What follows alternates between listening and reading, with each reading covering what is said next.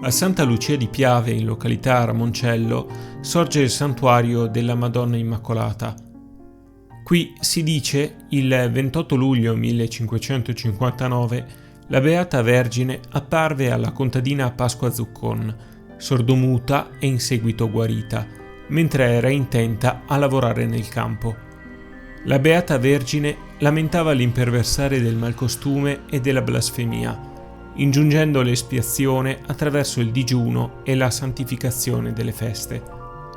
In seguito a guarigioni e altri avvenimenti miracolosi, il vescovo di Ceneda, Michele della Torre, istituì un processo che appurò l'autenticità dell'apparizione, mentre il conte Rambaldo VII di Collalto provvide alle cure spirituali del luogo.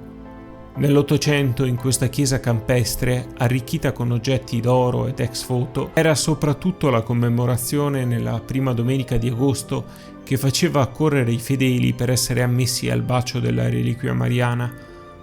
La chiesa attuale, costituita da 3 corpi di fabbrica, è di foggia settecentesca con facciata in stile neoclassico. In fondo all'unica navata appare l'altare con l'immagine del crocifisso e l'addolorata di Giuseppe Modolo, affiancato da 2 affreschi del 1517 con i santi Pietro e Paolo. Dagli allievi del modolo sono state dipinte sulle lunette della volta l'Annunciazione, la Resurrezione e la Natività, mentre gli altri dipinti su tavola, l'apparizione della Madonna a Pasqua Zuccon e i 2 dedicati al beato Claudio Granzotto, sono di Antonio Grava.